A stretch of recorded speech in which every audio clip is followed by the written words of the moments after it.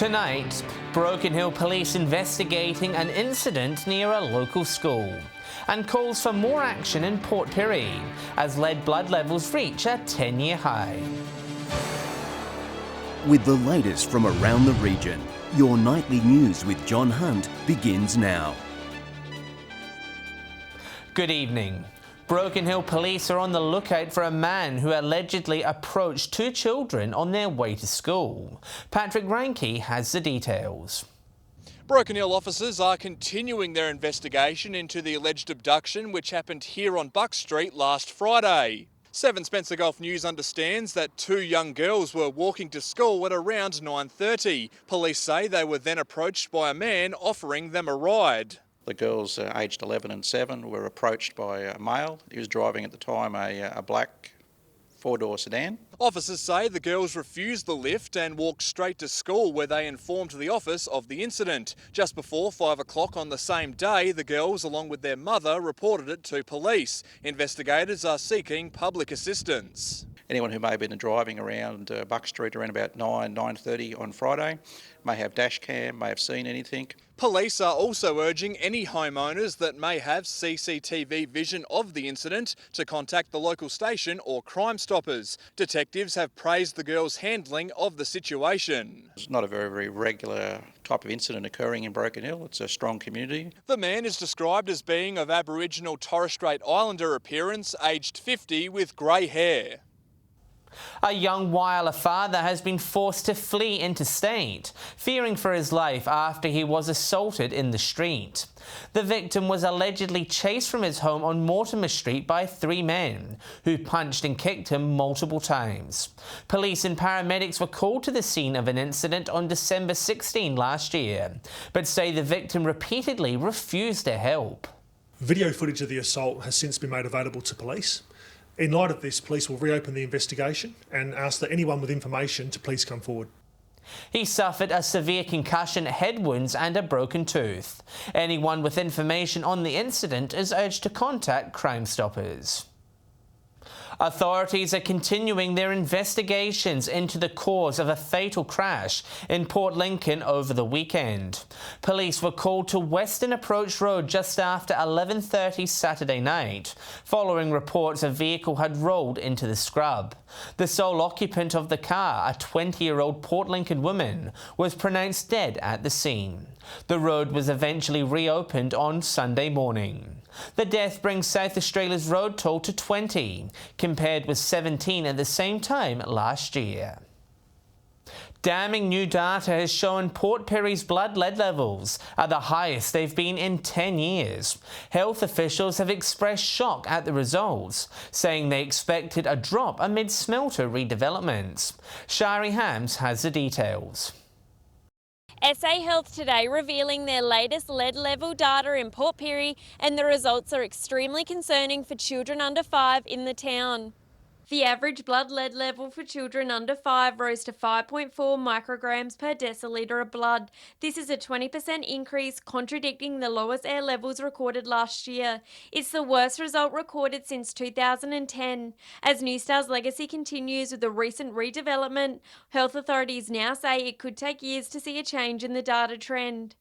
Children absorb lead very rapidly, but it takes a long time for their bodies to excrete that lead. A child who was exposed in 2017, 2018 will still have a lot of that lead in their bodies. In a statement, New Star say they'll continue to work with the targeted lead abatement program, focusing on housekeeping and improving road surfaces to reduce the spread of lead poisoning. But health authorities say the effect can be detrimental on young children. We want to protect our children who are developing from lead, so that the children will develop to their full potential. SA Health say they'll continue to work with New Star to decrease these results. Mining company Havilah Resources has struck a deal with Port Augusta Operations for the potential use of its multi-million-dollar port facility. The company says it's an exciting time for their project, situated near Broken Hill. A major agreement for a major mining project. Havilah Resources signing a memorandum of understanding with Port Augusta Operations for future use of its port facilities. Port Augusta Operations has got a lease, quite a lease over the old Port Playford port, and they're planning over the next couple of years to turn it into a major export facility in port. Havilah Resources owns the Grants, Maldorkey and Grants Basin iron ore deposits near Broken Hill. Between them, it's estimated there's over 3 billion tonnes of iron ore. The company was already planning on using the existing railway line that runs to the Spencer Gulf past its ore deposits. What it needed was a port at the other end. Now it seems they've got one. When the port's up and running, that we will negotiate with them to come to some arrangement to export iron ore from our deposits up in the northeast. Port Augusta Operations is in the process of developing the Port Playford land and port terminal facilities into a modern iron ore export terminal. Existing facilities at Port Playford include a rail loop, unloading facility, seawall and storage sheds. Havilah believing the potential use of the port will make its iron ore deposits internationally competitive. We've got the rail, it's only a few kilometres from our deposits, so what we need at the other end, of course, is a port. Patrick Reinke, 7 Spencer Gulf News. Still to come tonight, road projects in our region move a step closer to reality. And Uni Hub officially expands into Port Augusta.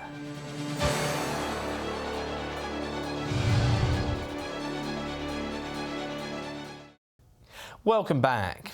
The Port Wakefield Road and Jubilee Bridge upgrades are a step closer to reality, with construction contracts signed. Member for Grey Rowan Ramsey says the projects will be a game changer for regional road users. Out in full force, the state and federal governments coming together announcing 2 major regional projects have been signed. It's all part of a statewide $12.9 billion infrastructure initiative. We've now awarded contracts for the Jubilee AM Bridge at Port Augusta and the Port Wakefield Overpass. The Jubilee Bridge at Port Augusta, an important freight and passenger link soon to have this major upgrade. The member for Grey says the new design is crucial to improve safety on the bridge. So when the bridge is broken, like when the traffic is interrupted, as it is from time to time, we've got a real safety issue on the west side. This fixes all that. The notorious Copper Coast Port Wakefield Highway corner will also receive a boost, with an overpass to be constructed. Authorities say the upgrades couldn't come soon enough, with nearly 9,000 vehicles using the road every day. Finally, after a couple of summers, be able to have that smoother journey and that safer journey. And unfortunately, we've even seen in the last 6 months another double fatality up there at Crash Corner, and it is an absolutely awful stretch of road. I'm just so excited that we'll be able to fix up Port Wakefield once and for all. The project will be a consortium of companies working together, with over 200 jobs set to be created. CPB, working with Oricon, working with McMahon's and working with Intract. So a fantastic project for South Australia. Work is expected to commence later this year and be completed by 2022. Sherry Hams, 7 Spencer Gulf News. Police have arrested and charged a man over an alleged copper theft in Whyalla. It's alleged that during December last year, he entered an industrial yard on a number of occasions. He's alleged to have stripped copper wiring from industrial equipment, also allegedly siphoning diesel fuel from generators and trucks. Police say the incidents caused damage to property and equipment. Following investigations by police, a 35-year-old Whyalla Jenkins man was arrested on Saturday. He's been charged with being unlawfully on a premises, property damage and theft.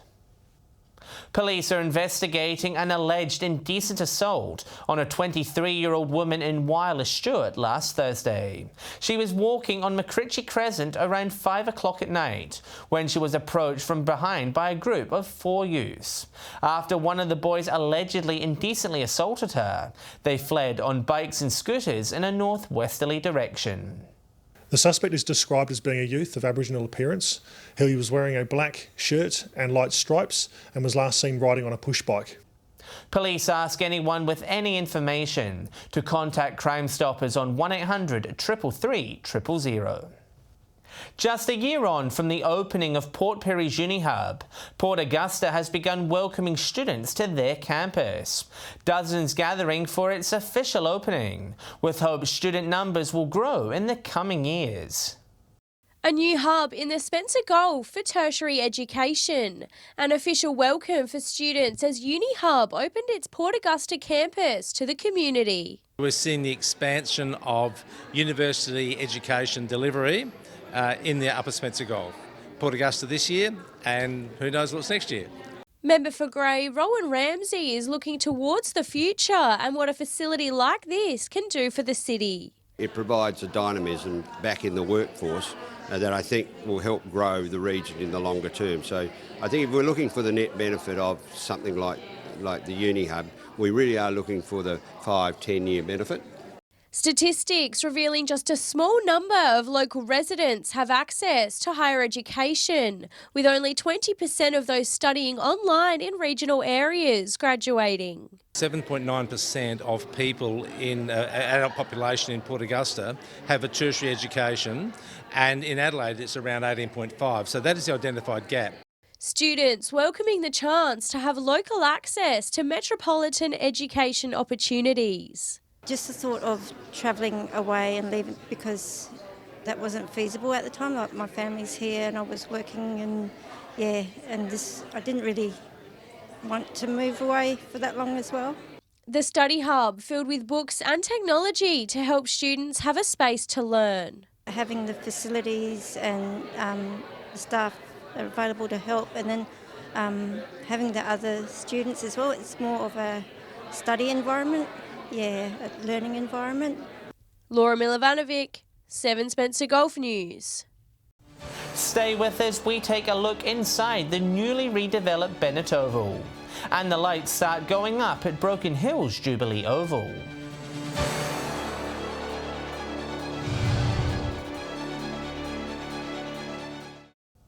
While Bennett Oval upgrade is almost complete, with Mossop Construction putting the final touches to the new facilities.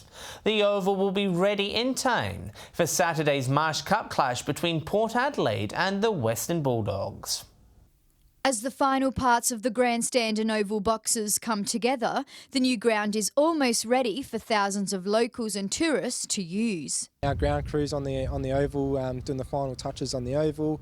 Mossops are still here doing some final touches on the building, and a few local contractors, CS Maintenance, just helping us with some interchange box work. We've had a number of different trades, nearly 200 people on site, some from Whyalla, Port Lincoln, a number from Adelaide.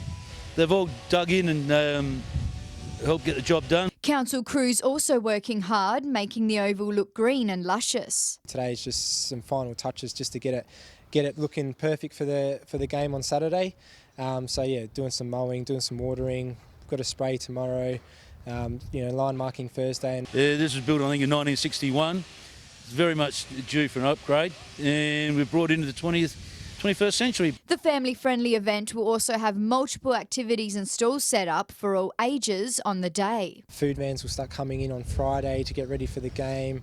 We've got on Saturday, kids zones will be set up, so jumping castle, face painters. Tickets are available from Ticketek. Council says while children under the age of 15 can get in for free, they still need to purchase a valid ticket via the website. Encourage anyone to grab a tickets. They're not too pricey, and it's a great event. See your footy team in the pre-season, see what they're made of for the season. Sophia Contagonis, 7 Spencer Gulf News. All the glitz and glamour of the Broken Hill Festival was on display for the whole world to see on Saturday night. The festival showcasing its new float in the Sydney Mardi Gras Parade. A replica of the iconic Priscilla bus rolled through the city streets, awash with drag performers from around Australia. The Hill Festival is now in its 6th year and has quickly become one of the biggest events on Broken Hill's calendar. Tickets for this year's festival are already on sale, with hundreds already sold. The multi-million-dollar upgrade to Broken Hill's Jubilee Oval passed another milestone today, with new light towers being installed. Crane crews faced tricky weather conditions at the venue this morning, but managed to safely erect the first of 4 towers around the oval. League officials saying it's a major part of the redevelopment. This is going to triple the capacity of light on this oval. 3 times the lighting capacity we've ever had. And on top of that, by using LEDs, less power, less spend, less dollars, it's a win-win. AFL Broken Hill is hoping to have the entire project complete by round 1 in April. A new weekly program is started at the Wyala Community Hub, where locals in need of support can socialise over lunch and a coffee. The session helps residents increase their mental health and well-being, while keeping connected within their community. The new program Archie's enticing locals to get out of the house and participate within the community. Wednesday mornings, any time between 9:30 and 2, particularly if you come around lunchtime, you make your own lunch for $3. It's just one of the many classes on offer at the hub, encouraging community connection. Simply a place for the community to gather, chat to each other, do craft, community groups meet here. The classes that I come to are really important because it brings out confidence in people, it makes people happy, it's fun, it's enjoyable, it's good for everyone. With board game classes, exercise classes and even Tai Chi classes available, they all cater for the needs of each individual attending. On Thursdays we have a Live Well group where we get to know people and come to learn about how to live life happier, safer, in a better mindset. The weekly art class, a popular activity for those needing some extra support. I've been doing diamond painting today and it's part of my helping with my mental health. An important weekly class that's helped Elena overcome her fears. I've met new people while being here. It's built up my confidence so much that I can actually go around and meet people and not be nervous anymore. It's a social group for anyone who needs support through friendships. Come along, it's fun and you'll meet heaps of nice people.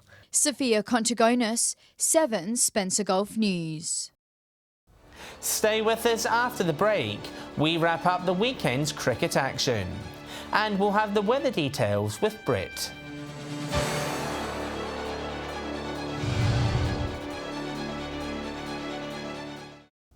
Hello again. A Western Australian-based racing team stopped by Broken Hill today, raising awareness for men's mental health. Spartan Motorsport has partnered with the Blue Tree Project. Local communities paint dead trees blue to encourage conversations about depression and anxiety. And we want to get the message out as far and as wide as we can that men, not just women, take their own lives, and it's actually more men than women that take their lives. The team's racing car will carry the message when it competes in a 6-hour race at Bathurst next month. Cricket now, and Quorn is this year's Port Augusta premiers after a comprehensive win over South Augusta in the grand final on Saturday. Laura Milovanovic has this week's cricket wrap. Corner back on top in Port Augusta, taking out the premiership after a comfortable win over South Augusta in the grand final. The sun was shining over the pitch in Quorn, where South batted first. Quorn taking wickets at regular intervals to skittle South for just 140 runs. But Souths were no match on Quorn's home turf. Liam Bury, who stood out making 68 runs, with his efforts also winning the Man of the Match award. Quorn chasing down South's score and claiming victory, losing just 4 wickets in the process. To the other matches, and in Port Pirie, Solomon Town were too powerful for Port Germain, and 69 from Matt Thornton helped Wandera thrash Southport. In Port Lincoln, 4 wickets from Andrew Frick helped Tasman defend a low score and defeat Lincoln South. Charlton were victorious over Todd River, Jack Shanley top scoring with 71. And Southern Air had a big win over Waybacks to set up a finals clash with Tasman next week. 120 from Scott Collison helped Central's cruise past South Wyala in the final minor round of the season. And Rupina cruised past North. The two sides will meet once again in next week's preliminary final. Over in the Broken Hill League, North have made it through to the grand final with a comfortable 7-wicket win over South. Batting first, South slumped to be bowled out for just 110, losing their last 7 wickets for just 29 runs. Cody Howard taking 4 wickets for the winners. And finally, in the northern areas, Balali Mananeri will play Borough in the decider next week after a narrow win over Spalding Boobarawi. And that's all from cricket around the region over the weekend. I'll be back tomorrow with all the other sporting results. And time to take a look at what's happening in the weather. Here's Britt. Thanks, John. Port Pirie reached 29 today, Broken Hill 28, Port Augusta 27, Whyalla 23, Port Lincoln 21 degrees. From the satellite, we can see thick clouds streaming across our skies today, with a trough and cold front producing showers and strong coastal winds. Moving along to tomorrow, southeasterly winds on the Gulf waters at 15 to 20 knots with seas at half a metre. Showers forecast for most districts apart from the lower Eyre Peninsula. Port Augusta, Woodner, Corn and Port Pirie all with expected tops of 26 degrees tomorrow.